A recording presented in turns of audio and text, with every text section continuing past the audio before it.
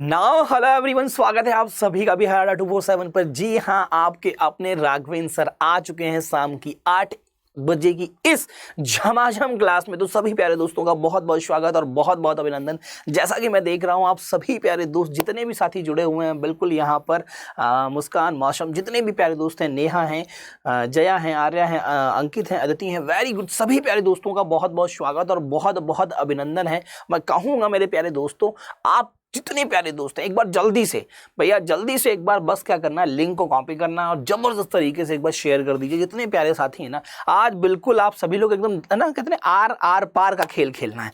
बहुत बहुत जबरदस्त। देखिए आज की इस श्रृंखला में अगर हम बात करें आप सभी प्यारे दोस्तों से, तो सिर्फ मैं इतनी बात कहूंगा मेरे प्यारे साथियों, सिर्फ और सिर्फ इतनी बात कहूंगा कि इस संपूर्ण जीके जीएस की श्रृंखला के लिए जो रामबाण का 42 भाग चल रहा है ना आज, तो कहीं ना कहीं मैं आपको बता दूं, कल से हम लोगों के शुरू होने वाले हैं। कल है 17 तारीख, तो कल से शुरू हो जाएगा। क्या बेटा जी, जल्दी से बता दो। कल से शुरू होने वाला है आप सभी का जबरदस्त, जोरदार, शानदार 10 दिन 10 मॉक ओनली ऑन बिहार अड्डा 247। और क्या भैया, 10 दिन 10 मॉक और क्या पार, मध निषेध पार। तो सभी प्यारे दोस्तों का बहुत बहुत स्वागत और बहुत बहुत अभिनंदन। तो भैया आज का मोटिवेशन क्या है मेरे साथियों, मेरे दोस्तों, अरे मेरे रसगुल्लों, आज का मोटिवेशन कह रहा है अक्सर अकेलेपन से वही गुजरता है जो जिंदगी में सही फैसलों को चुनता है। इस बात को जरूर ध्यान रखिएगा, जिस व्यक्ति ने जिंदगी में सही फैसले किए हैं वो व्यक्ति अकेलेपन से जरूर गुजरा है। इस बात को याद रखिएगा, इस बात को ध्यान रखिएगा। सो गाइज, आज के हम पहले क्वेश्चन की ओर बढ़ेंगे और ये रहा आप सभी की स्क्रीन पर पहला क्वेश्चन जबरदस्त तरीके से। तो बेटा जी बताओ भाई, आंसर देने की कोशिश शुरू की जाए। ब्रिटिश सरकार ने बंगाल विभाजन को प्रतिहस्त किस वर्ष किया था? फटाफट बोलो। 1919 में, 1930 में, 1939 में, 1945 में। What is the right and correct answer of the question? जबरदस्त तरीके से बताइएगा मुझे क्या होगा करेक्ट और right answer of the question. तो इस बात को याद रखेंगे और सभी प्यारे बच्चे ध्यान रखेंगे इस क्वेश्चन को करने के लिए। देखो 1919 बहुत फेमस है, अगर आपको याद हो 1919 में ऐसा क्या मतलब अच्छा भी हुआ बुरा भी हुआ। रॉलेट एक्ट आया था जिसे काला कानून कहा गया था। 1919 की ही वजह से खिलाफत आंदोलन 1919 में हुआ और रॉलेट एक्ट की वजह से जलियांवाला बाग हत्याकांड हुआ। इसी की वजह से आगे चल के 1920 में क्या हुआ बेटा जी, आप सभी को पता है क्या हुआ 1920 में? जल्दी से बोलो, असहयोग आंदोलन हुआ। तो 1919 में बंगाल विभाजन को क्या किया गया था? रिवोक किया गया था। तो याद रखेंगे और ध्यान रखेंगे। 1930 में क्या हुआ था? तो याद रखना और ध्यान रखना। 1930 में शुरू हुआ था सविनय अवज्ञा आंदोलन शुरू हुआ था। इस बात को याद रखना और इस बात को मेरे प्यारे दोस्तों ध्यान रखना। 1939 में क्या हुआ था? तो स्वराज, यहां पर सुभाष चंद्र बोस ने स्थापित की थी फॉरवर्ड ब्लॉक नाम से एक पार्टी। किस नाम से? फॉरवर्ड ब्लॉक नाम से एक पार्टी की स्थापना की थी। 1945 में क्या हुआ था? तो याद रखिएगा और ध्यान रखिएगा। जापान पर 2 बम गिराए गए थे। नागासाकी और हिरोशिमा पर 2 बम गिराए गए थे। याद रखना और ध्यान रखना। अगला क्वेश्चन आपकी स्क्रीन पर। वर्ष के किस विद्रोह के निम्नलिखित नेताओं में से किसने सबसे पहले अपना बलिदान दिया? किसने सबसे पहले अपना बलिदान दिया? वर्ष की जगह यहां पर आप 1857 जोड़ लीजिए। 1857 वर्ष के विद्रोह में, या कह सकते हो वर्ष 1857 के विद्रोह में किस नेता ने या किस व्यक्ति ने अपना सबसे पहले बलिदान दिया? मंगल पांडे ने, कुंवर सिंह ने, लक्ष्मीबाई ने, नाना साहब ने। फटाफट बताओ। तो याद रखना और ध्यान रखना, मंगल पांडे ने कहां पे किया था इन्होंने विद्रोह? इन्होंने विद्रोह किया था बैरकपुर में। बैरकपुर कहां है बेटा जी? पश्चिम बंगाल में है। इस बात को याद रखना और सभी प्यारे बच्चे ध्यान भी रखना। एक बार बेटा राजा बेटा एक बार सेशन को जबरदस्त तरीके से सेशन को एक बार शेयर और लाइक ठोक दो। कुंवर सिंह आप सभी लोग जानते हैं बिहार से लीड कर रहे थे 1857 की क्रांति को। और लक्ष्मीबाई की अगर मैं बात करूं, लक्ष्मीबाई की बात करूं, बेटा जी नमस्कार, खुश रहिए भैया, खुश रहिए, आशीर्वाद। चलो अब मेरी बात सुनो। लक्ष्मीबाई की अगर मैं बात करूं, तो ये झांसी झांसी जो है बेटा जी, झांसी जो है, झांसी से लीड कर रहे थे, इस बात को याद रखिएगा। और नाना साहब की अगर मैं बात करूं तो यही वही नाना साहब हैं बेटा जी, ये वही नाना साहब हैं जिन्होंने कानपुर को लीड किया था। नाना साहब और तात्या टोपे। कौन बेटा जी? नाना साहब और तात्या टोपे। अगला क्वेश्चन क्या कह रहा है? धर्म सभा के संस्थापक थे। धर्म सभा के संस्थापक कौन थे? फटाफट बताओ जल्दी से, वो टिकटिकी शुरू हो गई है, जल्दी से बोलो रसगुल्लो, फटाफट बोलो क्या होगा आंसर। देवेंद्र नाथ टैगोर, केशव चंद्र सेन, दयानंद सरस्वती या राधाकांत देव? फटाफट बताइए। बहुत शानदार, बहुत जानदार, बिल्कुल झम झम झम झम आंसर आना चाहिए, एकदम आग लगनी चाहिए भाई, झम झम झम झम। सेशन को शेयर और लाइक करते रहो सभी। यार क्या चक्कर है, अभी भी मतलब लाइक की संख्या है हाफ सेंचुरी पार कर पा रही है, अभी भी नहीं कर पा रही है। अगर ठीक से देखें तो एक बार सेशन को जबरदस्त तरीके से शेयर और लाइक करो। क्या कह रहे हैं ध्यान रखो भैया। तो धर्म सभा के संस्थापक जो थे वो कोई और नहीं थे, वो राधाकांत देव थे। कौन थे बेटा जी? राधाकांत देव थे। देवेंद्र नाथ टैगोर, देवेंद्र नाथ टैगोर, देखिए कहीं ना कहीं अगर हम बात करें टैगोर फैमिली से रिलेट कर रहे हैं। और साथ ही साथ में अगर मैं बात करूं केशव चंद्र सेन, तो इन लोगों ने आत्मीय सभा के ऊपर काम किया था। और अगर बात की जाए दयानंद सरस्वती के द्वारा, तो इन्होंने आर्य समाज पे काम किया था। किस पे? आर्य समाज पर। आर्य समाज की स्थापना की थी 1875 में। और साथ ही साथ में इन्होंने एक नारा दिया था, वेदों की ओर लौटो, वेदों की और लौटो। ये सवाल बहुत बार एग्जाम में 50 बार आ चुका है, बड़ा प्रिय क्वेश्चन था पहले एसएससी का। जल्दी से बोलो, जलियांवाला बाग की दुर्घटना किस सन में हुई थी? जलियांवाला बाग हत्याकांड किस सन में हुआ था? आप सभी प्यारे बच्चों को बताना है बेहतरीन तरीके से, शानदार तरीके से। जल्दी से बताओ, 1917 में हुआ था, 1919 में हुआ था, 1920 में हुआ था, या फिर ये 1935 में हुआ था? फटाफट बताओ। देखो जलियांवाला बाग हत्याकांड कब हुआ था? 1919 में हुआ था, 13 अप्रैल को। कब हुआ था बेटा जी? 13 अप्रैल 1919 को जलियांवाला बाग हत्याकांड हुआ था। किस कारण हुआ था? काला कानून के कारण। काला कानून क्या था? रॉलेट एक्ट को क्या कहते हैं हम? काला कानून कहते हैं। रॉलेट एक्ट को क्या कहते हैं बेटा जी? काला कानून कहते हैं। इस बात को ध्यान रखिएगा और याद रख। कब आया था काला कानून? रॉलेट एक्ट कब आया था? 18 मार्च। कब आया था? 18 मार्च 1919 को आया था। ध्यान रखिएगा। 1917 में क्या हुआ था? तो 1917 में सत्याग्रह। कौन सा सत्याग्रह था ये? चंपारण सत्याग्रह था। चंपारण सत्याग्रह था, इस बात को याद रखना। 1920 में क्या हुआ था? असहयोग। 1920 में क्या हुआ था? असहयोग आंदोलन हुआ था। कब हुआ था? 1920 में। और 1935 में क्या हुआ था? यहाँ भारत सरकार अधिनियम लाया गया था, जिसके माध्यम से क्या हुआ था? बर्मा जो है वो सेपरेट हो गया था। किससे? भारत से। बहुत शानदार, बहुत जानदार, बिल्कुल झमाझम आंसर। कह रहे हैं भैया क्या 1911 तक बिहार निम्नलिखित में से किसके अंतर्गत आता था? सोच समझ के बताइएगा। बंगाल प्रांत के, उत्तरी प्रांत के, केंद्रीय प्रांत के, या फिर कलकत्ता प्रांत के? फटाफट बताओ। टिकटिकी चल चुकी है। अरे रुक जाओ, बच्चे आंसर दे रहे हैं ना? नहीं कह रहे नहीं रुकूंगी सर। जल्दी जल्दी से बताओ, फटाफट बताओ क्या होगा राइट एंड झमाझम आंसर। बेटा जी सबके नाम बिल्कुल ले, एक एक बच्चे, सभी को भैया नमस्कार नमस्कार, जल्दी जल्दी आओ। बहुत बेहतरीन। तो याद रखिएगा, इस बात को ध्यान रखिएगा जितने प्यारे साथी हैं, जितने प्यारे दोस्त हैं, कि जो बिहार हुआ करता था वो किस प्रांत के अंतर्गत आता था? बंगाल प्रांत के अंतर्गत आया करता था। इस बात को आप ध्यान रखेंगे और याद रखेंगे। 1911 में ही दिल्ली में क्या हुआ था? तो याद रखिएगा, दिल्ली में हुआ था दिल्ली दरबार। क्या हुआ था बेटा जी? दिल्ली दरबार हुआ था। ठीक है। और उस दिल्ली दरबार में, सुन लीजिए ध्यान से, उस दिल्ली दरबार में मैं आपको बता दूं मेरे प्यारे दोस्तों, 1911 में जॉर्ज पंचम और कौन आए थे? एंड मैरी आए थे। कौन आए थे? मैरी आए थे। इनके स्वागत में दिल्ली दरबार हुआ था। और आपको मैं बता दूं मेरे प्यारे साथियों, मेरे प्यारे दोस्तों, कि दिल्ली दरबार के बाद में ही घोषणा हुई थी दिल्ली दरबार में कि भारत की जो राजधानी है वो कलकत्ता ना होकर के दिल्ली होगी। तो यहाँ घोषणा हुई और यहाँ दिल्ली क्या हो गई? भारत की राजधानी बन गई थी। संविधान के किस अनुच्छेद के तहत सांस्कृतिक और शैक्षिक अधिकार प्रदान किए गए हैं? जल्दी से बोलो। अनुच्छेद 29 और 30। अनुच्छेद 31 अनुच्छेद 29 और 32, 29 और 32, अनुच्छेद 30 और 31 और अनुच्छेद 30 और 31। फटाफट बताओ क्या होगा करेक्ट और झमाझम आंसर ऑफ द क्वेश्चन। बहुत बेहतरीन, बहुत शानदार, बहुत जानदार, बिल्कुल जलवा चल रहा है बेटा जी, बहुत बढ़िया, शाबाश शाबाश शाबाश, बहुत बढ़िया, शाबाश जया, वेरी गुड, बहुत बढ़िया, नेहा बहुत शानदार, क्या बात है, पापा की परेशानियां, बहुत बढ़िया, शाबाश बेटा जी, एकदम जबरदस्त तरीके से। नितेश भैया बहुत शानदार, राजा बहुत शानदार, बदनाम राजा, क्या बात है, जबरदस्त आंसर सभी प्यारे बच्चों के। तो याद रखिएगा, ध्यान रखिएगा, सांस्कृतिक और शिक्षा का अधिकार जो दिया गया है वो भारतीय संविधान में अनुच्छेद 29 और 30 में दिया गया है।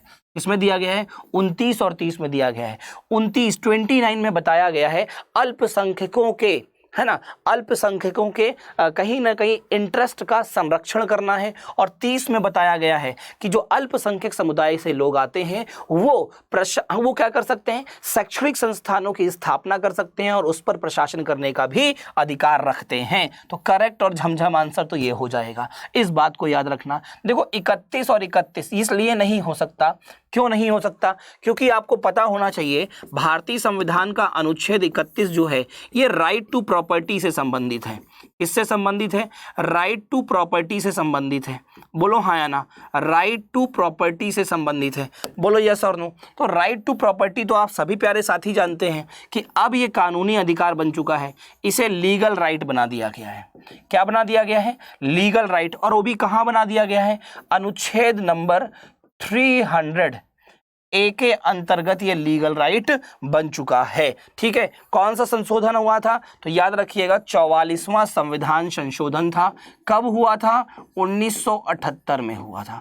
कब हुआ था, 1978 में हुआ था, इस बात को याद रखना, और सभी प्यारी बात याद बच्चे ध्यान रखना। अरे रसगुल्लों क्या चक्कर है, एक बार सेशन को शेयर करो जल्दी से, जल्दी से, जितने प्यारे दोस्त हैं ना एक बार सेशन को जबरदस्त तरीके से शेयर और लाइक करेंगे, जितने प्यारे दोस्त हैं। कह रहा राष्ट्रीय स्वयं सेवक संघ का संस्थापक कौन है, राष्ट्रीय स्वयं सेवक संघ का संस्थापक कौन है, मोहन भागवत हैं, अटल बिहारी वाजपेयी, मोरारजी देसाई, केशव बलिराम हेडगेवर, जल्दी से बोलो। देखो आप सभी लोग जानते हो अटल बिहारी वाजपेयी जी जो हैं इनका तो खैर निधन ही हो गया, अब ये भारत रत्न भी हैं, इन्होंने बीजेपी की जरूर स्थापना में एक बहुत अहम भूमिका निभाई थी। मोरारजी देसाई ये तो हो ही नहीं सकते, क्योंकि ये तो जानते हो देश के सबसे अधिक बार फाइनेंस मिनिस्टर रहे हैं, और बेसिकली इन्होंने जो फोकस किया था ये लेके आए थे, लोकपाल के ऊपर काम किया था इन्होंने। तो यहाँ पर करेक्ट और राइट आंसर क्या हो जाएगा, केशव बलिराम हेडगेवर। ठीक है, करेक्ट और राइट आंसर डी हो जाएगा। मोहन भागवत की अगर मैं बात करूं बेटा जी तो ये वर्तमान में जीवित भी हैं, और बाकी के रहे बचे लोग जो है ना, तीनों लोग, ये जितने 3 ऑप्शन में दिए हुए हैं तीनों लोग जीवित भी नहीं हैं, इनकी मृत्यु हो चुकी है, इस बात को ध्यान रखिएगा। चलिए अगला कह रहा है चौरी चौरा कांड किससे संबंधित है। जो चौरी चौरा कांड है उसका संबंध किससे है, जल्दी से एकदम झमझम झमझम करते हुए आंसर बताओ रसगुल्लो फटाफट। बहुत बेहतरीन, बहुत शानदार, बहुत जानदार। चलिए कह रहा है भैया, बेटा जी क्या कह रहा है, ध्यान से सुनो। असहयोग आंदोलन, सविनय अवज्ञा आंदोलन, स्वदेशी क्या है, स्वदेशी आंदोलन है, और जलियांवाला बाग। देखो आप सभी लोग जानते हो सविनय असहयोग आंदोलन 1920 में हुआ था 1 अगस्त को। ठीक है, सविनय अवज्ञा आंदोलन 1930 में हुआ था, और अगर मैं स्वदेशी आंदोलन की बात करूं ये 1905 में हुआ था। जलियांवाला बाग हत्याकांड जो हुआ था ये 1919 में हुआ था, राइट। और सुन लीजिए, जो असहयोग आंदोलन था यही हिंसा का रूप धारण कर लेता है, कहां पर, चौरी चौरा नामक स्थान पर। चौरी चौरा नामक स्थान पर यह हिंसा का रूप धारण कर लेता है, जिस वजह से चौरी चौरा की जो घटना है ये 1922 में घटी थी, वो भी फरवरी में। ठीक है, 5 फरवरी को। कहाँ पर, चौरी चौरा, जो कि गोरखपुर के समीप है। कहाँ है भैया, बाबा जी के घर के समीप है, योगी जी वहीं के हैं। क्या बोलो हाँ या ना। तो असहयोग आंदोलन इज द झमाझम आंसर ऑफ द क्वेश्चन। और स्वदेशी आंदोलन क्यों हुआ था पता है, स्वदेशी आंदोलन इसलिए हुआ था कि जो बंगाल था उसे 2 भागों में विभाजित करने की घोषणा कर दी गई थी। किसके द्वारा, जल्दी से बताओ। बंगाल को 2 भागों में विभाजित करने की घोषणा कर दी गई थी, किसके द्वारा बेटा जी, तो याद रखिएगा और ध्यान रखिएगा जितने प्यारे दोस्त हैं, ये घोषणा कर दी गई थी लॉर्ड कर्जन के द्वारा। किसके द्वारा की गई थी, लॉर्ड कर्जन के द्वारा ये घोषणा की गई थी, इस बात को याद रखना और ध्यान रखना। अगला कह रहा है प्रथम विश्व युद्ध। प्रथम विश्व युद्ध के दौरान भारत में लोकप्रिय होने वाला आंदोलन कौन सा था? अब सबसे पहले तो आपके दिमाग में ये आए कि प्रथम विश्व युद्ध कब हुआ था, बोलो। ऑप्शन में है अलगाववादी आंदोलन, ऑप्शन में स्वदेशी और बहिष्कार आंदोलन, होम रूल आंदोलन, या इनमें से कोई नहीं। अब देखो 1914 से लेकर के 1918 तक, 1914 से लेकर के 1918 तक, 18 तक, 1914 टू 1918 तक की अगर मैं बात करूं तो ये वो समय है जो कि प्रथम विश्व युद्ध का समय है, जो कि प्रथम विश्व युद्ध का समय है। इस बात को याद रखिएगा और सभी प्यारे बच्चे इस बात को ध्यान रखिएगा, राइट। अब अगर मैं बात करूं तो 1916 में क्या हुआ था, तो याद रखना और ध्यान रखना, 1916 में होम रूल लीग आया था। 1916 में ही होम रूल आया था। और होम रूल लीग की सबसे बड़ी इंपॉर्टेंट चीज़ क्या है? होम रूल लीग की सबसे इंपॉर्टेंट बात क्या है, इसे आप समझ लीजिए। ये दो तरीके का था, एक था all India home rule league और एक था इंडियन होम रूल लीग। जो भारतीय होम रूल लीग था, इंडियन होम रूल लीग था, वो बाल गंगाधर तिलक ने चलाया था। बाल गंगाधर तिलक ने चलाया था, इस बात को याद रखना और इस बात को ध्यान रखना। और जो ऑल इंडिया था वो चलाया था बेटा जी मेरे प्यारे साथियों एनी बेसेंट ने। किसने चलाया था? एनी बेसेंट ने। बाल गंगाधर तिलक ने होम रूल लीग की स्थापना 1916 में ही कहाँ की थी? पुणे में की थी। पुणे में मतलब मुंबई में की थी, महाराष्ट्र में की थी। और एनी बेसेंट ने इसकी स्थापना मद्रास में की थी। इस बात को याद रखना और इस बात को सभी प्यारे बच्चे ध्यान रखना, ठीक। तो करेक्ट और राइट आंसर क्या हो जाएगा? Home rule league is the झमाझम आंसर ऑफ द क्वेश्चन। कह रहा है संविधान के किस अनुच्छेद के तहत भारत के किसी भी राज्य में राष्ट्रपति शासन लागू किया जा सकता है? जल्दी से बोलो। अनुच्छेद 356, अनुच्छेद 352, अनुच्छेद 360 और अनुच्छेद 370 क्या होगा करेक्ट और राइट आंसर? राष्ट्रपति शासन की बात हो रही है, मेन मुद्दा समझिए। राष्ट्रपति शासन की बात हो रही है कि राष्ट्रपति शासन कहाँ लागू हो सकता है, आप सभी को बताना है। याद रखिएगा, ध्यान रखिएगा, भारत में जो राष्ट्रपति शासन लागू हुआ वो अनुच्छेद 356 के अंतर्गत होता है राष्ट्रपति शासन लागू। और राष्ट्रपति शासन जो लागू होता है मेरे प्यारे दोस्तों वो लागू होता है राज्यों पर। किस पर लागू होता है? राज्यों पर। क्यों लागू होता है तो आप समझ लीजिए, ध्यान रख लीजिए कि राज्य जब संविधान को फॉलो नहीं करते, संविधान का उल्लंघन करते हैं, ऐसी स्थिति में बेटा जी बहुत शानदार आंसर दे रहे हैं सभी प्यारे बच्चे। मैं देख रहा हूं नीतीश भैया बहुत बढ़िया, राजा बदनाम राजा, नेहा है, प्रियंका है, बहुत बेहतरीन, जया है, वेरी गुड बेटा, बहुत बेहतरीन, बहुत शानदार, सभी प्यारे बच्चे बहुत अच्छा आंसर कर रहे हैं, बहुत जमादार। अदिति वेरी गुड, क्या बात है, एकदम कहते नहीं झमाझम तरीके से आंसर आ रहा है, झमाझम तरीके से। कन्हैया लाल बहुत बढ़िया, शाबाश शाबाश शाबाश। तो याद रखिएगा जब राष्ट्रपति शासन लगता है तो इसकी जो न्यूनतम अवधि होती है, न्यूनतम अवधि जो होती है वो 6 माह की होती है, इस बात को याद रखना। और इस 6 महीने में उस राज्य में एक नई सरकार का गठन करना होता है, इस बात को भी आप ध्यान रखिएगा और याद रखिएगा। तो 356 इज द झमाझम आंसर ऑफ द क्वेश्चन। 352 में क्या है सर? इसमें बताया गया है नेशनल इमरजेंसी, इसे हम लोग कहते हैं राष्ट्रीय आपातकाल। इसमें क्या बताया गया है? नेशनल इमरजेंसी, राष्ट्रीय आपातकाल। ये अनुच्छेद 352 में है। 360 में क्या है सर? 360 में है मेरे प्यारे दोस्तों फाइनेंशियल इमरजेंसी, जिसे हम वित्तीय आपातकाल कहते हैं। फाइनेंशियल इमरजेंसी जिसे हम वित्तीय आपातकाल कहते हैं। 370 में क्या है सर? 370 का संबंध जम्मू और कश्मीर से था, जो जम्मू कश्मीर को विशेष राज्य का दर्जा देता था, लेकिन अब ये खत्म हो चुका है, इस बात को ध्यान रखिएगा और अब ये याद भी रखिएगा। चलिए आगे आ जाइए। अलीगढ़ मुस्लिम विश्वविद्यालय के संस्थापक कौन थे? फटाफट बताओ, जल्दी से बोलो। बहुत शानदार, बहुत बढ़िया, शाबाश, जल्दी से बताओ। अलीगढ़ जो है, अलीगढ़ मुस्लिम यूनिवर्सिटी से आज के समय में AMU बोलते हैं, AMU बोलते हैं, ठीक है, AMU बोलते हैं। आप लोग इसे AMU लिखिएगा, हाँ पेन जरा घूम गया। AMU अलीगढ़ मुस्लिम यूनिवर्सिटी, ये किसने स्थापित की थी? मौलाना आज़ाद ने, या मौलाना अबुल कलाम आज़ाद ने, या सर सैयद अहमद खान ने, या कह रहे हैं मोहम्मद अली जिन्ना ने, या डॉक्टर जाकिर हुसैन ने? फटाफट बताओ। और डॉक्टर जाकिर हुसैन वही है बेटा जी, बहुत शाबाश शाबाश, ध्यान रखिएगा। डॉक्टर जाकिर हुसैन बेटा जी वही हैं जो कि देश के उपराष्ट्रपति भी रहे, राष्ट्रपति भी रहे, और राष्ट्रपति के समय जब उनका कार्यकाल चल रहा था तो उनका निधन हो गया था। तो कार्यकाल में निधन जो हुआ था जाकिर हुसैन का ही हुआ था, इस बात को याद रखोगे। यहाँ पर स्थापना किसने की थी? सर सैयद अहमद खान ने। कब की थी? 1875 में। कब की थी मेरे प्यारे दोस्त? 1875 में। 1875 में स्थापना की गई थी। 1875 में सर सैयद अहमद खां के द्वारा। इस बात को याद रखिएगा। मोहम्मद अली जिन्ना ने तो खिलाफत आंदोलन शुरू किया था। खिलाफत आंदोलन शुरू किया था। किसने शुरू किया था खिलाफत आंदोलन बेटा जी? याद रखिएगा, ध्यान रखिएगा, मोहम्मद अली जिन्ना ने। कब शुरू किया था? 1919 के अंत में। इस बात को ध्यान रखेंगे। मौलाना अबुल कलाम आज़ाद जो हैं ये हमारे आपके देश के पहले शिक्षा मंत्री हुआ करते थे। इस बात को याद रखोगे और ध्यान रखोगे। बहुत शानदार। कह रहे भारत में खोजा गया सबसे पहला पुराना शहर कौन सा था? भारत में खोजा गया पहला पुराना शहर कौन सा था? आप सभी को बताना है। मेहनत करो, मेहनत जबरदस्त तरीके से। 10 मॉक, 17 तारीख से 10 मॉक, अंतिम प्रहार, मद निषेध पार में आप सभी का स्वागत रहेगा। कह रहा है भैया सिंध, हड़प्पा, मोहनजोदड़ो, पंजाब। फटाफट बताओ सबसे पुराना शहर कौन सा था बेटा जी? बहुत शानदार। सबके कमेंट में देख रहा हूं, बस आप लोग करते रहिए जल्दी जल्दी से, जबरदस्त तरीके से।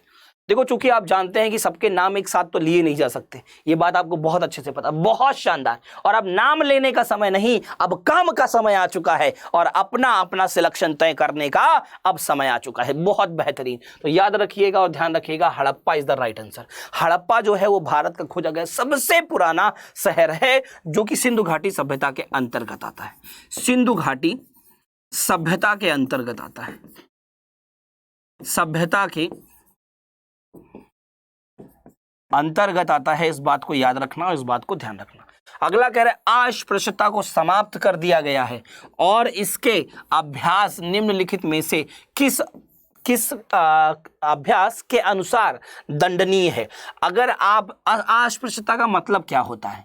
छुआछूत का अंत, अनटचेबिलिटी, जिसको भारतीय संविधान में अनुच्छेद 17 में बताया गया है, under the right to equality के अंतर्गत। किसके अंतर्गत बताया गया है? राइट टू इक्वलिटी के अंतर्गत। राइट टू इक्वलिटी के अंतर्गत बताया गया है, समानता के अधिकार के अंतर्गत बताया गया है कि कोई छुआछूत का अंत अब खत्म हो चुका है, अस्पृश्यता खत्म हो चुकी है। 15 अनुच्छेद 15, आर्टिकल 16, आर्टिकल 17, आर्टिकल 23। फटाफट बोलो क्या होगा राइट एंड झमाझम आंसर। बहुत शानदार, बहुत जानदार, बिल्कुल झमझम झमझम करते हुए आंसर आ रहा है। झमझम झमझम बहुत। अरे रसगुल्लों, इसमें लुटिया नहीं डुबाना। तो करेक्ट और राइट क्या आ जाएगा भैया? जल्दी से बोलो। तो आप कहोगे 17 नंबर। 23 नंबर का संबंध किससे है?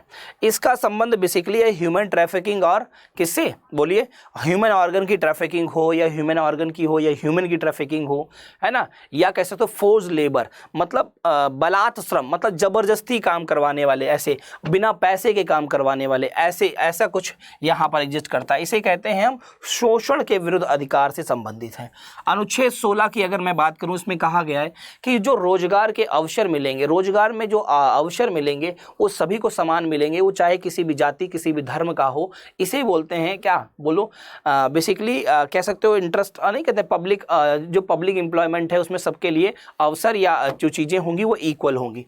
15 नंबर में कहा गया है किसी भी प्रकार का डिस्क्रिमिनेशन नहीं होगा, जाति के आधार पर, लिंग के आधार पर, जन्म के आधार पर, ये विभेद नहीं होने चाहिए। ये बात हमारा क्या कहता है? राइट टू इक्वलिटी कहता है। इस बात को याद रखना। आगे कह रहा है सिंधु घाटी के लोग विश्वास करते थे। सिंधु घाटी के लोग किस पे विश्वास करते थे? मात्र शक्ति पर, कर्मकांड पर, आत्मा पर, या इनमें से कोई नहीं? फटाफट बताओ। जो आपकी सिंधु घाटी सभ्यता के लोग थे, the people of Indus valley civilization, they believe in, तो किस पर बिलीव करते थे वो? मदरशिप पर थे, रिचुअल थे, शॉल पर थे, या फिर इनमें से कोई नहीं था? तो याद रखना और ध्यान रखना, जो इंडस वैली सिविलाइजेशन के लोग थे वो कहीं ना कहीं अगर एक तरीका से समझने का प्रयास करो तो मात्र पूजा बहुत करते थे। कौन सी पूजा करते थे? बड़ा तेजी से भाग रहा है यार जी, ये बहुत तेजी से भागा, क्या चक्कर है? किस पे थे? मात्र पूजा पर विश्वास करते थे। इस बात को याद रखना और इस बात को सभी प्यारे बच्चे ध्यान भी रखेंगे। बहुत शानदार जया, वेरी गुड, बहुत बढ़िया। नेहा जी बहुत शानदार। भैया विवेक, बहुत भैया विवेक यादव तो बिल्कुल जलवा बिखेरे हुए हैं। बहुत शानदार, जानदार, जबरदस्त। अरे अनुभव बहुत बढ़िया, शाबाश शाबाश शाबाश। तो कुछ सब लोग जुड़े हो, सबको मैं देख रहा हूँ, ऐसा नहीं किसी को देख नहीं रहा हूँ। ठीक है, तो जल्दी से बताओ, अगला क्वेश्चन बताओ। आर्य शब्द का शाब्दिक अर्थ क्या है? आर्य शब्द का शाब्दिक अर्थ क्या है? आप सभी को बताना है। वीर है, श्रेष्ठ है, या कुलीन है, विद्वान है, योद्धा है? फटाफट बताओ। आर्य शब्द का मतलब क्या है? आर्य शब्द किसे कहते हैं? जल्दी से बोलो मेरे जलवे, अरे जलवे जलवे जलवे, क्या बात है, अरे जलवे तो सरकार आप ही से हैं, बहुत बढ़िया, शाबाश, बहुत बेहतरीन, बहुत शानदार, जानदार, जबरदस्त, वेरी गुड, क्या बात है, अरे भैया क्या बात है, जल्दी से बता दो, जलवा है सरकार, जलवा, बहुत बेहतरीन। तो इसे कहते हैं श्रेष्ठ या कुलीन। क्या कहते हैं? श्रेष्ठ या कुलीन। कहते हैं निम्नलिखित में से किस फसल का ज्ञान वैदिक काल के लोगों को नहीं था? चावल, गेहूं, तंबाकू या इनमें से को ये सभी। बिहार में अपने क्या कहते हैं? घिसनी आ गई भैया, घिसनी आ गई। जल्दी से बताओ, तो घिसनी खाना नहीं, बहु मारे जाओगे, जल्दी से बोलो। तो क्या होगा? वैदिक काल की बात हो रही है, वैदिक काल की बात हो रही है। वैदिक काल के जो लोग थे वो तंबाकू के बारे में बहुत ज्यादा ज्ञान नहीं था उनको, इस बात को ध्यान रखिएगा और सभी बच्चे याद रखिएगा। किसके बारे में? तंबाकू के बारे में कोई ज्ञान नहीं था। कह रहा है भारत के राष्ट्रपति को अपने त्यागपत्र का पत्र किसे संबोधित करना चाहिए या करना होता है भी कह सकते हो। स्पीकर ऑफ लोकसभा को, मतलब लोकसभा अध्यक्ष, वाइस प्रेसिडेंट ऑफ इंडिया को, चीफ जस्टिस ऑफ इंडिया को, या फिर भारत के प्रधानमंत्री को, प्राइम मिनिस्टर ऑफ इंडिया को। जल्दी से बताओ, राष्ट्रपति जी अपना त्यागपत्र किसे देंगे? आप देखते हैं कौन बता पाएगा। ये सवाल नहीं बता पाए ना तो समझ लो लुटिया डूब जाएगी फिर। जल्दी से बोलो, भारत के राष्ट्रपति अपना त्यागपत्र किसे देंगे? बहुत बढ़िया, शाबाश शाबाश शाबाश, सब लोग कह रहे हैं बी बी बी बी बी बी बी, बहुत शानदार, बिल्कुल। देखो राष्ट्रपति जो होते हैं, समझ लो मेरी बात को, राष्ट्रपति जो त्यागपत्र देते हैं, राष्ट्रपति जो क्या देते हैं भैया? त्यागपत्र देते हैं, याद रखिएगा, ध्यान रखिएगा, वो त्यागपत्र देते हैं भारत के उपराष्ट्रपति को। और अगर मान लीजिए आप कह दो सर अगर उपराष्ट्रपति त्यागपत्र देगा तो किसे देगा? तो याद रखिएगा वो देगा, वो देगा राष्ट्रपति को। राष्ट्रपति उपराष्ट्रपति को देते हैं, उपराष्ट्रपति राष्ट्रपति को देते हैं, इस बात को याद रखना और ध्यान रखना। ये एक दूसरे के वाइस वर्षा होते हैं। जिस तरीके से लोकसभा का अध्यक्ष लोकसभा के उपाध्यक्ष को अपना त्यागपत्र देता है और लोकसभा का उपाध्यक्ष लोकसभा के अध्यक्ष को अपना त्यागपत्र देता है, उसी ठीक तरीके से यहाँ होता है, ध्यान रखेंगे। जल्दी से बताइए, जबरदस्त तरीके से बताइए। अच्छा, मुख्य न्यायाधीश किसे त्यागपत्र देगा? ये भी भारत के राष्ट्रपति को देगा। मुख्य न्यायाधीश किसे देगा? प्रेसिडेंट ऑफ इंडिया को ही देगा, इस बात को ध्यान रखना। प्रधानमंत्री किसे देंगे त्यागपत्र? वो भी प्रेसिडेंट ऑफ इंडिया को ही देंगे, इस बात को ध्यान रखना और सभी प्यारे बच्चे याद रखना। बहुत शानदार, बहुत जानदार, जबरदस्त। कह रहा है वैदिक गणित का महत्वपूर्ण अंग है। वैदिक गणित का महत्वपूर्ण अंग क्या है? कह रहा है, पहला ऑप्शन दे रहा है उपनिषद, अथर्ववेद, शुल्ब सूत्र या शतपथ ब्राह्मण। जल्दी से बताओ, फटाफट बताओ, वैदिक गणित का महत्वपूर्ण अंग कौन सा है? बहुत बेहतरीन। देखो उपनिषद की बात करोगे तो इनकी कुल संख्या कितनी है? 108 उपनिषद है, जिसमें सबसे फेमस कौन सा है? मुंडको उपनिषद। क्यों फेमस है? क्योंकि उसमें राष्ट्रीय वाक्य है जिसका नाम है सत्यमेव जयते। अथर्ववेद क्यों फेमस है? जानते ही हो, प्रेम, विवाह, राजकर्म, तंत्र मंत्र, जादू टोना, वशीकरण, श्राप, नहीं लिखा होता? जैसे जा रहे हो तो रिक्शे में बैठ के तो उसमें आगे एक पर्चा चिपका होता है, लिखा होता है बाबा बंगाली से मिले। नोट में क्या लिखा होता है? 2 डब्बे अगरबत्ती और 21 रुपए दक्षिणा के साथ में मिले। क्यों भैया? नोट तो लिखा रहेगा ना, बाबा जी को भेंट करनी है। फिर नीचे क्या लिखा होगा?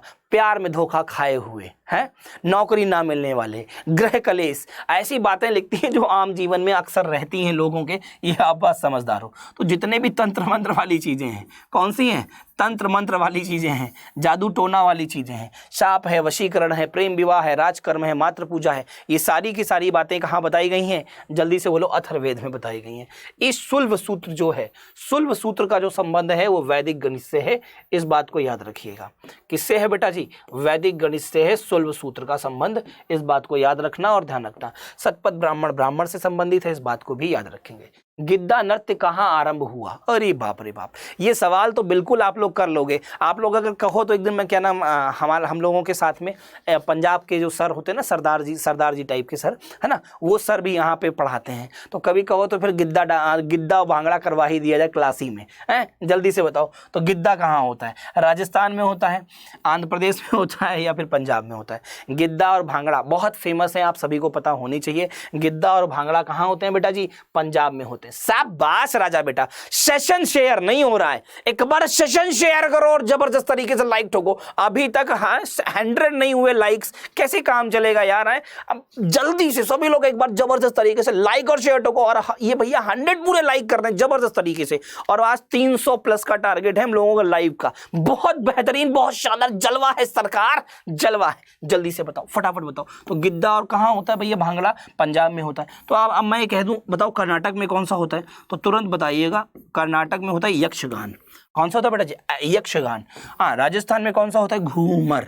कौन सा होता है भैया? घूमर, याद रखिएगा। आंध्र प्रदेश में आप सभी लोग जानते हैं, बोलो कौन सा होता है? कुचिपुड़ी। कौन सा पुड़ी? कुचिपुड़ी। बोलो याद रखोगे कि नहीं? हाँ, पूड़ी ना समझ लेना, कुचिपुड़ी बोलो। हाँ या ना? कुचिपुड़ी आंध्र प्रदेश में होता है। ओडिसी उड़ीसा में होता है। बोलो चिराव कहाँ होता है? मिजोरम में। याद रखो, एग्जाम में बहुत इंपॉर्टेंट बनेगा, इस बात को ध्यान रखना। हाँ, बहुत बढ़िया। कह रहा है भारत में अंग्रेजी शिक्षा की शुरुआत किसने की थी? लॉर्ड मैकाले ने, कर्जन ने, डलहौजी ने, कॉर्नवालिस ने? फटाफट बताओ।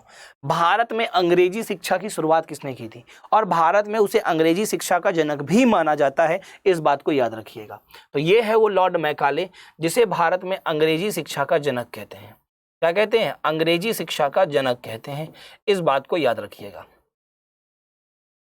अंग्रेजी शिक्षा का जनक कहा जाता है लॉर्ड मैकाले को। ये लॉर्ड विलियम वेंटिक के टाइम पर लाई गई शिक्षा थी, इस बात को याद रखिएगा। किसके टाइम लाई गई थी? लॉर्ड विलियम वेंटिक के समय लाई गई क्या थी? शिक्षा थी। हालांकि लॉर्ड विलियम वेंटिक ने ही 1833 के आसपास लाई गई थी। ठीक है, लॉर्ड विलियम वेंटिक के द्वारा भारत में सती प्रथा का अंत हुआ था। सती प्रथा का क्या हुआ गया था? अंत हो गया था 1829 में। बहुत बार एग्जाम में क्वेश्चन बन चुका है। लॉर्ड कर्जन सबसे ज्यादा फेमस है बंगाल के विभाजन के लिए। बंगाल के विभाजन के लिए सबसे ज्यादा फेमस है, इस बात को याद रखना। 1905 में हुआ था। डलहौजी क्यों फेमस है? इसे रेलवे का जनक कहते हैं। रेलवे का जनक कहते हैं, इस बात को याद रखना और ध्यान रखना। कॉर्नवालिस को, लॉर्ड कॉर्नवालिस को भारतीय नागरिक सेवा का जनक कहा जाता है, इस बात को आपको याद रखना है और इस बात को आपको ध्यान रखना है। भारत के संविधान में अनुसूची की कुल संख्या है, बताओ जल्दी से। ये सवाल तो कहते हैं लॉलीपॉप, चूर्निस्ट सवाल है, चूर्निस्ट है। अरे रसगुल्लो, जल्दी से बोलो, झम झम झम झम करते हुए क्या कर रहे हो? फटाफट बताओ आंसर, जल्दी से बताओ। भारत के संविधान में कितनी अनुसूचियां हैं भाई? जल्दी से बता दो, क्या बात है। देखो, कोई कह रहा है 8 है, कोई कह रहा है 14 है। अभी रुक जाओ, 14 वाले को रुक जाओ, अभी जल्दी से बोलो फटाफट। तो याद रखना, भारत के संविधान में वर्तमान में कुल अनुसूचियों की संख्या कितनी है? 12 है। कितनी है? 12 है, इस बात को याद रखना। देखो, मूल संविधान में 8 अनुसूचियां थी, ठीक है, और इसके बाद में 4 अनुसूचियां जोड़ी गई। 4 अनुसूचियां क्या की गई भैया जी? जोड़ी गई, जिसे आप कह सकते हो अनुसूची या शेड्यूल। अनुसूची जोड़ी गई। कौन कौन सी? 10वीं, 9वीं, 10वीं, 11वीं, 12वीं। ये वो 4 अनुसूचियां हैं जो जोड़ी गई थी। ये वो 4 अनुसूचियां हैं जो क्या की गई थी बेटा जी? जोड़ी गई थी, इस बात को याद रखिएगा और इस बात को सभी प्यारे बच्चे ध्यान रखिएगा। जल्दी से बताओ हाँ या ना। बहुत शानदार, बहुत जानदार। राष्ट्रीय स्वयंसेवक संघ का निर्माण कब हुआ था? फटाफट बताओ। ये क्वेश्चन बन सकता है एग्जाम में, इस बात को याद रखना और सभी प्यारे बच्चे ध्यान भी रखना। जल्दी से बोलो। भारत में राष्ट्रीय स्वयंसेवक संघ की स्थापना कब हुई थी? 26 नवंबर 1935 को, 15 अगस्त 1947 को, 27 सितंबर 1925 और 26 जनवरी 1950। क्या होगा करेक्ट और right answer of the question? जल्दी से बोलो, झम झम झम झम करते हुए। और संविधान कब लागू हुआ है ये भी बता दो। तो सभी को ये बात पता है कि 26 जनवरी 1950 को संविधान लागू हुआ था। संविधान क्या हुआ था मेरे दोस्त? लागू हुआ था। बोलो हाँ या ना। तो यहाँ जो करेक्ट और राइट आंसर हो जाएगा वो हो जाएगा 27 सितंबर 1925 को राष्ट्रीय स्वयंसेवक संघ की स्थापना की गई थी। इस बात को याद रखना और इस बात को ध्यान भी रखना। आगे आओ, कह रहा निम्नलिखित में से कौन सा भारतीय राज्य गरीबी के कुचक्र का शिकार हुआ है? कौन सा भारतीय राज्य है जो गरीबी के कुचक्र का शिकार है, मतलब सबसे गरीब है, आपको बताना है। बिहार है, केरल है, कर्नाटक है और हरियाणा है। जल्दी से बोलो क्या होगा। इसका तो आंसर सब दे देंगे क्योंकि नीति आयोग की जो इस वर्ष की रिपोर्ट आई थी, इस वर्ष मत बोलिए, पिछले वर्ष की जो रिपोर्ट आई थी 2021 की, उसमें बताया गया था कि जो बिहार राज्य है वो सबसे निचले स्तर पर आता है गरीबी की अगर बात करें, या गरीबी रेखा से जीवन यापन करने वालों की बात करें। करेक्ट और राइट आंसर जो हो जाएगा वो क्या हो जाएगा बेटा जी? बिहार हो जाएगा। इस बात को ध्यान रखना और इस बात को सभी प्यारे बच्चे याद भी रखना। बहुत शानदार, जानदार, जबरदस्त बेटा जी। कह रहा है राष्ट्रीय ध्वज और राष्ट्रगान का सम्मान है। अगर आप राष्ट्रीय ध्वज और राष्ट्रगान का सम्मान करते हैं तो वो क्या कहलाता है? प्रत्येक नागरिक का एक मौलिक अधिकार है कि वह ऐसा करे। प्रत्येक नागरिक का एक मौलिक कर्तव्य है। राज्य के नीति निर्देशक सिद्धांत हैं। यह प्रत्येक नागरिक का सामान्य कर्तव्य है। जैसे आप लोग मूवी देखने जाते थे, ईमानदारी से बताना, तो कई लोग जब राष्ट्रगान बजता था तो कई लोग उठ जाते थे और कई लोग कुर्सी पे पैर चढ़ाए हुए बैठे रहते थे ऐसे करके, है ना, ऐसे लोटे रहते थे। तो भैया लोटो नहीं, जल्दी से बताओ हाँ या ना, जबरदस्त तरीके से बताओ क्या होगा। देखो इसका आंसर कई लोग गलत दे रहे हैं। देखो गलत दोगे तो बहु मारे जाओगे, ध्यान रखना। तो याद रखना और ध्यान रखना बेटा जी, fundamental duty of every citizen, fundamental duty of every citizen होगा एक करेक्ट और right answer of the question. तो प्रत्येक नागरिक की ये क्या बनती है? फंडामेंटल ड्यूटी बनती है। और फंडामेंटल ड्यूटी को भारतीय संविधान के भाग 4A में अनुच्छेद 51A में बताया गया है, जिसको जोड़ा गया है सरदार स्वर्ण सिंह समिति की सिफारिश पर। साथ ही साथ मैं आप सभी को बता दूं मेरे प्यारे दोस्तों, मेरे प्यारे साथियों, कि अगर अब मैं अब यहाँ पर बात कर ही रहा हूँ, ठीक है, इसके साथ साथ ये भी बात कर ली। और अगर आपसे कहे कौन सा अमेंडमेंट था तो आप कहोगे 42वां संविधान संशोधन 1976। ठीक है, कितनी मौलिक कर्तव्य अभी हैं? तो अभी 11 हैं। जब 1976 में जोड़े गए थे तो कितने थे? तब ये 10 थे। याद रखिएगा, ध्यान रखिएगा, एग्जाम में क्वेश्चन जरूर बनता है यहाँ से। आगे कह रहा निम्नलिखित में से द्वितीयक क्षेत्र किसे कहा जाता है? याद रखिएगा और ध्यान रखिएगा, जीडीपी के अंतर्गत 3 क्षेत्रों की बात की जाती है जो बहुत एग्जाम में इंपॉर्टेंट है। कृषि क्षेत्र, सेवा क्षेत्र, औद्योगिक क्षेत्र, और इनमें से कोई नहीं। फटाफट बताओ क्या होगा करेक्ट एंड राइट आंसर। जल्दी से बोलो क्या होगा करेक्ट एंड राइट आंसर मेरे प्यारे साथियों, मेरे प्यारे दोस्तों, जल्दी से बताओ तो जाने, जबरदस्त तरीके से बताओ, बहुत बढ़िया। ध्यान रखिएगा, देखिए जीडीपी की अगर मैं बात करता हूं, मेरे प्यारे दोस्तों, मेरे प्यारे साथियों, तो याद रखना और ध्यान रखना, सभी लोग ध्यान रखना। यहाँ पे पहला जो है ये है प्राथमिक क्षेत्र। कौन सा क्षेत्र है? प्राथमिक क्षेत्र है, जिसे हम क्या कहते हैं? कृषि क्षेत्र कहते हैं। जिसे हम क्या कहते हैं? कृषि क्षेत्र कहते हैं, या कह सकते हो कृषि से संबंधित है। दूसरा है आपका द्वितीयक क्षेत्र,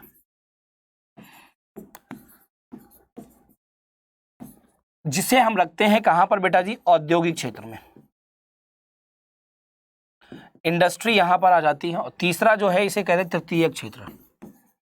तृतीयक क्षेत्र इसमें क्या आता है सर? तृतीयक क्षेत्र में क्या आता है? इसमें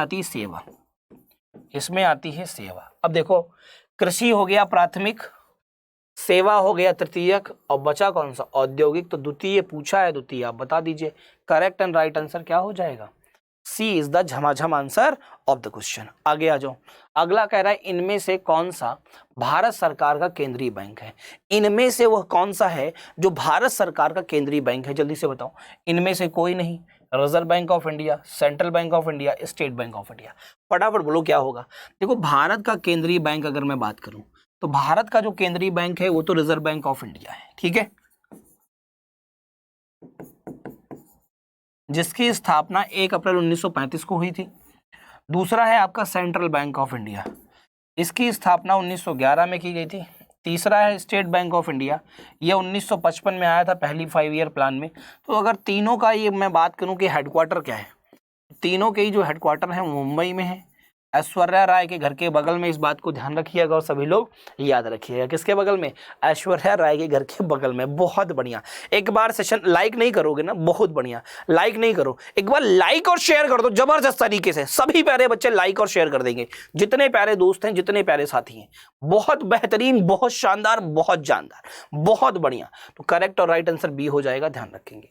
राष्ट्रीय विकास परिषद का अध्यक्ष कौन होता है आपको बताना है, जल्दी से बोलो। राष्ट्रीय विकास परिषद का अध्यक्ष कौन होता है आप सभी को बताना है, जल्दी से बताओ। प्रधानमंत्री होगा, राष्ट्रपति होगा, राज्यपाल होगा या उपराष्ट्रपति होगा, फटाफट बताइए, जल्दी से बताइए। कौन होगा राष्ट्रीय विकास परिषद का अध्यक्ष, प्रधानमंत्री, राष्ट्रपति, राज्यपाल या उपराष्ट्रपति। तो याद रखेंगे सभी प्यारे बच्चे, ध्यान रखेंगे कि राष्ट्रीय विकास परिषद की बात करी जा रही है। ये वही राष्ट्रीय विकास परिषद, इसे हम नेशनल डेवलपमेंट काउंसिल कहते हैं, जिसकी स्थापना 6 अगस्त 1952 को की गई थी। कब की गई थी बेटा जी, 6 अगस्त 1952 को इसकी स्थापना की गई थी, इस बात को ध्यान रखिएगा। और इसका अध्यक्ष कोई और नहीं, भारत का प्रधानमंत्री होता है, इस बात को याद रखेंगे। इन सभी लोगों का जो कार्यकाल है, इन सभी लोगों का जो कार्यकाल है, आप सभी लोगों का कार्यकाल बताइए। चाहे मैं बात करूं प्रधानमंत्री जी की, चाहे मैं बात करूं राष्ट्रपति जी की, चाहे मैं बात करूं राज्यपाल की, और चाहे मैं बात करूं उपराष्ट्रपति की, इन सभी का जो सामान्य रूप से जो कार्यकाल होता है वो कितने वर्षों का होता है। तो आप तुरंत आंसर करेंगे, सभी का कार्यकाल जो है वो सामान्य रूप से अगर हम बात करें टर्म की तो वो 5 वर्षों का होता है। कितने वर्षों का होता है बेटा जी, 5 वर्षों का होता है, इस बात को याद रखना, इस बात को सभी लोग ध्यान रखना।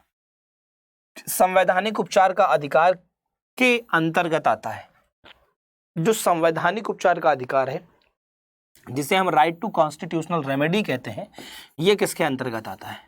भारतीय संविधान के अनुच्छेद नंबर 32 के अंतर्गत कहा गया है कि रिट्स, और जो रिट्स हैं उसी के अंतर्गत, उसी को कहते हैं हम क्या, भारतीय संविधान में राइट टू कॉन्स्टिट्यूशनल रेमेडीज, मतलब कहना है कि संवैधानिक उपचार का अधिकार कहते हैं।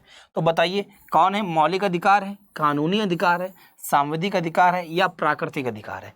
तो अनुच्छेद 32 क्या है, अनुच्छेद 32 क्या है, अनुच्छेद 12 से लेकर के 35 के बीच क्या बताया गया है। तो आप कहोगे सर मौलिक अधिकार बताए गए हैं, जिनको हम क्या कहते हैं, फंडामेंटल राइट कहते हैं, जिनको हम क्या कहते हैं, फंडामेंटल राइट कहते हैं। क्या कहते हैं बेटा जी, जिनको हम फंडामेंटल राइट कहते हैं। तो इस बात को याद रखिएगा और इस बात को सभी प्यारे बच्चे ध्यान भी रखिएगा। बहुत बेहतरीन, बहुत शानदार। तो झमझम आंसर क्या हो गया भैया, झमझम आंसर क्या हो गया, ए इज द झमाझम answer of the question. Very good मेरे प्यारे दोस्तों, सभी लोग एक बार सेशन को शेयर कर दो और सभी लोग सेशन को एक बार लाइक कर दो। कह रहा है भारत में योजना आयोग का गठन कब किया गया था, 15 मार्च 1950 को, 15 सितंबर 1950 को, 15 अक्टूबर 1951 या इनमें से कोई नहीं। तो याद रखिएगा योजना आयोग, ये वही योजना आयोग है जिसका जो चेयरमैन की अगर मैं बात करूं तो भारत के प्रधानमंत्री ही इसके क्या होते थे बेटा जी, चेयरमैन होते थे। इसकी स्थापना जो की गई थी वो की गई थी 15 मार्च 1950 को। कब की गई थी, 15 मार्च 1950 को की गई थी। इस बात को याद रखना और ध्यान रखना। इसका काम क्या था, 5 ईयर प्लान बनाना, जो पंचवर्षीय योजना था उनका निर्माण करना। जबकि इनका एनालिसिस कौन करता था, पंचवर्षीय योजनाओं का विश्लेषण कौन करता था, तो वो करता था एनडीसी, नेशनल डेवलपमेंट काउंसिल, जो कब स्थापित हुआ था, 1952 में स्थापित किया गया था। इस बात को याद रखना और इस बात को सभी लोग ध्यान रखना। बेटा जी सभी लोग एक बार सेशन को शेयर और लाइक कर देंगे, जितने प्यारे दोस्त हैं ना, एक बार सेशन को शेयर और लाइक करो झमाझम तरीके से, बिल्कुल रसगुल्लों जबरदस्त तरीके से सेशन को शेयर और लाइक कर दो, बिल्कुल सभी लोग जितने प्यारे दोस्त हैं। आगरा का लाल किला किसने बनवाया था, हुमायूं ने, अकबर ने, शाहजहां ने या शेरशाह सूरी ने, जल्दी से बताओ। जो हमारा आगरा है उसका लाल किला किसने बनवाया था, आपको बताना है, जल्दी से बताओ, फटाफट बताओ क्या होगा correct and right answer of the question, जल्दी से बोलिए क्या होगा correct and right answer of the question बेटा जी। हुमायूं, अकबर, शाहजहां। तो याद रखिएगा कि जो आगरा का लाल किला है वो अकबर ने बनवाया था, और जो दिल्ली का लाल किला है, वो किसने बनवाया था, दिल्ली का लाल किला जो है मेरे प्यारे दोस्तों वो किसने बनवाया था? शाहजहां ने बनवाया था। ठीक। शेरशाह सूरी का जो मकबरा है वो कहाँ बना हुआ है? सासाराम में बना हुआ है। सासाराम बिहार में बना हुआ है। किस पर बना है? एक झील पर बना हुआ है। हुमायूं के टॉम्ब की बात करूं, हुमायूं का जो मकबरा है ये कहाँ है? दिल्ली में। हुमायूं का जो मकबरा है वो कहाँ बना हुआ है? दिल्ली में बना हुआ है। इस बात को ध्यान रखना और याद रखना। स्वच्छ भारत अभियान कब आरंभ हुआ? स्वच्छ भारत अभियान कब आरंभ हुआ आप सभी को बताना है। 1 अप्रैल 2015 को, 9 दिसंबर 2014 को, 2 अक्टूबर 2014 को, 26 जनवरी 2015 को। स्वच्छ भारत अभियान की बात की जा रही है। इसका आंसर बिल्कुल सही दीजिएगा, एग्जाम में क्वेश्चन बन सकता है आप सभी के लिए। बहुत बेहतरीन, बहुत शानदार। रसगुल्लों जबरदस्त तरीके से। भैया नीतीश क्या कर रहे हो यार, एक बार सेशन को शेयर यार करो जबरदस्त तरीके से हैं। दिनेश बहुत बढ़िया, शाबाश, बहुत बेहतरीन। तो करेक्ट और राइट आंसर हो जाएगा 2 अक्टूबर 2014 को शुरू किया गया था स्वच्छ भारत अभियान। बिहार का महान धार्मिक केंद्र कौन सा है आपको बताना है, या बिहार महान धार्मिक केंद्र है किसका है? जो बिहार है वो किसका महान धार्मिक केंद्र है आप बताइए। कह रहा है सिखों के लिए, स्वावलंबियों के लिए, जैनों के लिए और बौद्धों के लिए, या इन सभी के लिए? जल्दी से बोलो। तो बिहार है वो किसका केंद्र है? जो महान केंद्र है या महान धार्मिक केंद्र है वो किसका धार्मिक महान केंद्र है? फटाफट बताओ। बहुत बेहतरीन। रुक जाओ, टिकटिकी रुक जाओ, नहीं रुक रही है। कह रहे नहीं रुकूंगी आज मैं बिहार मद निषेध वाले बच्चों के लिए झम करते हुए भागूंगी। जल्दी से बताओ। वाह, तो करेक्ट और राइट आंसर जो है ये सभी सही, मतलब सिखों, धार्मिक, स्वावलंबियों, जैन, बौद्धों सबके लिए है। इस बात को याद रखना। भारतीय राष्ट्रीय कांग्रेस का प्रथम अध्यक्ष कौन था? WC बनर्जी, मोतीलाल नेहरू, सरदार वल्लभ भाई पटेल, या इनमें से कोई नहीं। कह रहा है भारतीय राष्ट्रीय कांग्रेस का प्रथम अध्यक्ष। इसका मतलब आप समझदार हो अगर थोड़े भी, तो भारतीय राष्ट्रीय कांग्रेस की स्थापना 1800 कब हुई थी? 85 में हुई थी। बोलो यस और नो। तो 1885 में अगर हुई थी तो आपको पता होना चाहिए और आपको याद होना चाहिए कि इस टाइम पे अध्यक्ष कौन था? WC बनर्जी को बनाया गया था। जबकि इसकी स्थापना जो की गई थी वो A.O. ह्यूम ने की थी। इसने की थी मेरे प्यारे दोस्त, A.O. ह्यूम ने की थी। इस बात को याद रखना और ध्यान रखना। वल्लभ भाई पटेल, सरदार की उपाधि इनको दी गई थी बारदोली की महिलाओं की ओर से। सरदार की क्या दी गई थी? उपाधि दी गई थी किसकी ओर से? बारदोली की महिलाओं की ओर से। इस बात को याद रखना और इस बात को ध्यान रखना। ठीक। अगला क्या कह रहा है? यूकी भावरी का संबंध किस खेल से है? यूकी भावरी का संबंध किस खेल से है? टेनिस से है, तैराकी से है, बैडमिंटन से है, क्रिकेट से है? फटाफट बताओ। देखो क्रिकेटरों के तो नाम जरूर याद रखा करो, एग्जाम में पूछ लेता है, स्पोर्ट्स से भी क्वेश्चन बनता है। तो करेक्ट आंसर बताओ। यूकी भावरी का संबंध किससे है? तो याद रखिएगा और ध्यान रखिएगा, यूकी भावरी का संबंध था टेनिस से। यूकी भावरी का संबंध किससे था बेटा जी? टेनिस से था। अब मैं आपसे कह दूं रविंद्र जडेजा का संबंध किससे? क्रिकेट से। विराट कोहली का संबंध क्रिकेट से। राहुल द्रविड़ का संबंध क्रिकेट से। बोलो ब्रेटली का संबंध किससे था? क्रिकेट से। सैन वॉर्न किससे संबंधित थे? क्रिकेट से। सैन वॉटसन किससे संबंधित? क्रिकेट से। बोलो गिलक्रिस्ट किससे संबंधित? Ricky Ponting, Sourav Ganguly. सवाल कुछ भी बन सकता है, कभी भी बन सकता है। बैडमिंटन से कौन संबंधित है आप कमेंट बॉक्स में मुझे बताएंगे, है ना। साइना नेहवाल संबंधित है या फिर PV सिंधु? आप कमेंट बॉक्स में बताइए, दोनों में से कौन होगा? जल्दी से बोलो। फुटबॉल में कितने खिलाड़ी होते हैं? जो फुटबॉल का मैच होता है उसमें कितने खिलाड़ी होते हैं? इस बात को याद रखिएगा और इस बात को ध्यान रखिएगा सभी प्यारे बच्चे।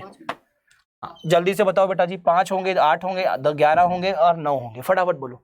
बहुत बेहतरीन, बहुत शानदार। तो याद रखिएगा, फुटबॉल हुआ, क्रिकेट हुआ, ठीक है।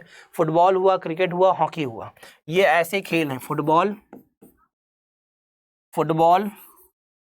हॉकी, क्रिकेट, ये वो खेल हैं बेटा जी जिसमें 11-11 खिलाड़ी होते हैं। इस बात को याद रखना और इस बात को ध्यान रखना। आगे कह रहा है लोकसभा के अध्यक्ष का चुनाव किसके द्वारा किया जाता है? संसद के सभी सदस्यों के द्वारा, लोकसभा में बहुमत दल के द्वारा, सीधे लोगों से के द्वारा सीधे, या लोकसभा के सभी सदस्यों द्वारा? तो याद रखिएगा, लोकसभा के जो सभी सदस्य होते हैं वो लोकसभा के अध्यक्ष का चुनाव करते हैं। लोकसभा के अध्यक्ष का चुनाव करते हैं लोकसभा के सभी सदस्य। इस बात को याद रखिएगा और इस बात को ध्यान रखिएगा। झमाझम तरीके से सभी प्यारे बच्चे आंसर कर रहे हैं, बहुत बेहतरीन, बहुत शानदार, बहुत जानदार। सबसे पहले मैं कहूँगा सेशन को लाइक कर दो, पहले तो सेशन को शेयर कर दो और सेशन को सभी प्यारे बच्चे सब्सक्राइब कर लो, जितने प्यारे दोस्त हैं। बिहार अड्डा 247 को सब्सक्राइब कर लो, बेल आइकन को प्रेस कर लो, जिससे कि आने वाली सभी क्लासेस मेरी आप सभी को मिलती रहें झमाझम तरीके से, ठीक है। हाँ, इस बात को याद रखिएगा और इस बात को ध्यान रखिएगा। और ये भैया अभी कहीं जाना नहीं है, ये आप सभी प्यारे बच्चों के द्वारा दिया गया जो स्नेह है, प्यार है, मोहब्बत है, ये वो है। संतोष भैया हैं, सनी है ना, मनीष जी हैं, हमारे जया जी हैं, सिंटू भैया हैं, आर्मी लवर्स हैं, अजय हैं, अंजलि हैं, राजू हैं, जहाँ नूरी हैं, यहाँ पर बिल्कुल मनीषा पांडे जी हैं, नीतीश भैया हैं हमारे, तो सभी लोग हैं बहुत बेहतरीन तरीके से। नीतू शर्मा है, सोनल है, तो सभी प्यारे बच्चों का सहयोग। अनुभव जी हैं, ज्ञानेंद्र कुमार जी हैं, नीतीश भैया हैं, प्रिया जी हैं, राहुल जी हैं, बहुत सारे लोगों का अलग अलग स्नेह है। ये भैया बैच है, तो ये बैच आपका शुरू हो रहा है बिहार एसआई मेंस के लिए 8 मार्च से। तो मैं कहूँगा भैया तुरंत इससे जुड़ सकते हैं आप सभी लोग। कहाँ जाएंगे, तो आप जाएंगे अड्डा 247 के ऐप पर, वहाँ से जाएंगे ऑल कोर्स पर, और ऑल कोर्स से आप कहाँ जाएंगे, ऑल कोर्स से आप सभी प्यारे बच्चे जाएंगे स्टेट पर, और स्टेट से आप सभी लोग जाएंगे बिहार पर। जैसे बिहार पर जाएंगे आपको वहाँ बैच दिख जाएगा, बैच दिखेगा, अपना तुरंत क्या करेंगे, व्यू करेंगे, अपना जीमेल डालेंगे। जीमेल डालने के बाद मुझे कोई कोड है तो भैया कोड बता दीजिएगा, कौन सा, Y361। जैसे लगाओगे वैसे ही आपको 78% डिस्काउंट मिल जाएगा सभी प्यारे बच्चों को। बैच आपको 1149 रुपये में प्राप्त हो जाएगा, ठीक है। चलो दूसरा देखो, ये है आपका बिहार एग्जाम का महापैक। इसके ऊपर आज भी डबल वैलिडिटी है, इसको 24 महीने के लिए है, मतलब 2 साल के लिए। इसमें आपको बिहार का महापैक है ये, आज ये डबल वैलिडिटी है, क्योंकि हमने आपको बताया था कि कल क्या है भैया, कल क्या था, कल थी अड्डा परिवार की 13 वर्षों की जर्नी, जो कल 13वां वर्ष था उनका कंप्लीट हुआ अड्डा 247 का हमारे। तो कहीं ना कहीं एक बेहतर तरीके से जो 13 वर्षों का सफ़र था, उसके उपलक्ष्य में यहाँ पर क्या दिया गया, डबल वैलिडिटी दी गई। जिस तरीके का नहीं बोनस शेयर मिलता है, उसी तरीके का कुछ है आप सभी प्यारे बच्चों के लिए, ठीक है। तो इस बात को ध्यान रखिएगा। इसे भी आप परचेज कर सकते हैं अड्डा 247 ऐप से। सर इसमें क्या क्या मिलेगा, बिहार का पुलिस, जिसमें एसआई मतलब दरोगा और सिपाही दोनों मिलेगा, बिहार का फायरमैन मिलेगा, और बिहार का एसएससी मिलेगा। ये 3 कॉम्बो हैं इस बैच में, इस बात को ध्यान रखिएगा। इसमें हम 750 घंटे से ज़्यादा लाइव पढ़ाएंगे, और साथ ही साथ में 750 घंटे का रिकॉर्डेड मिलेगा आपको। उसके साथ में आपको 510 मॉक टेस्ट मिलने वाले हैं, और 110 के आसपास ई बुक्स मिलने वाली हैं। इस बैच को भी आप परचेज कर सकते हैं, सेम उसी प्रोसेस से, ऑल कोर्स से स्टेट टू बिहार, ठीक। आप अपना जीमेल डालेंगे, जीमेल डालने के बाद आपसे पूछेगा कोड बताइए, कोड बता दीजिएगा Y361। जैसे आप बताएंगे आपको 78% डिस्काउंट मिल जाएगा, प्लस डबल वैलिडिटी मिल जाएगी, और ये मात्र और मात्र 1980 रुपये में बैच प्राप्त हो जाएगा। इससे अच्छा मौका नहीं है, ध्यान रखिएगा, याद रखिएगा। ये भैया कोई कहे सिर्फ सर हम फायरमैन पढ़ना चाहते हैं, कुछ पढ़ेंगे ही नहीं, सिर्फ फायरमैन पढ़ेंगे। सुन लीजिए, आप सभी को पता होना चाहिए चंदन सर की क्लास है 9 बजे, तो चंदन सर की क्लास में 9 बजे जरूर आपको जुड़ना है, भागना नहीं है। तो चंदन सर की क्लास में अभी मैं देखूंगा कि आप लोग जा रहे हैं कि नहीं जा रहे हैं भैया, ठीक है। तो सभी लोग, तो देखो यहाँ पर दबंग बिहार, तो फायरमैन का बैच है ये। तो इसके लिए भी आपको अड्डा 247 ऐप पर विजिट करना है, ऐप से वही ऑल कोर्स से भी स्टेट से बिहार, फिर आपको विजिट करना है, जीमेल डालनी है अपनी, कोड लगा देना है Y361।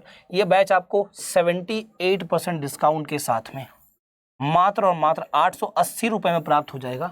इस बात को ध्यान रखिएगा और याद रखिएगा। अगर कोई बच्चा बीपीएससी के बैच से जुड़ना चाहता है तो वो भी जुड़ सकता है। क्या करेगा बेटा जी, आप सभी को पता है, अड्डा 247 के ऐप पर जाएगा और विजिट करेगा। विजिट करने के बाद कोड लगाएगा Y361। जैसे Y361 लगाएगा, ये बैच उसे मात्र और मात्र 1840 रुपये में प्राप्त हो जाएगा। इस बात को ध्यान रखिएगा और झमाझम तरीके से बीपीएससी की वो तैयारी कर सकता है। इस बात को याद रखिएगा और इस बात को आप सभी प्यारे बच्चे ध्यान भी रखिएगा। तो 13 वर्ष सेलिब्रेट हो रहे हैं, आप सभी को पता है। कोड यूज करना ना भूलिएगा, that is what Y361 use करिएगा और आप सभी प्यारे दोस्तों को डबल वैलिडिटी प्लस 77% डिस्काउंट मिल जाएगा। सो मेरे प्यारे दोस्तों, आज के लिए हम सभी लोग यहीं तक रुकेंगे, यहीं तक रहेंगे। मुलाकात होगी ब्रेक के बाद। तब तक के लिए आप सभी का बहुत बहुत धन्यवाद। Thank you so much. Have a good day. जय हिंद मेरे प्यारे दोस्तों।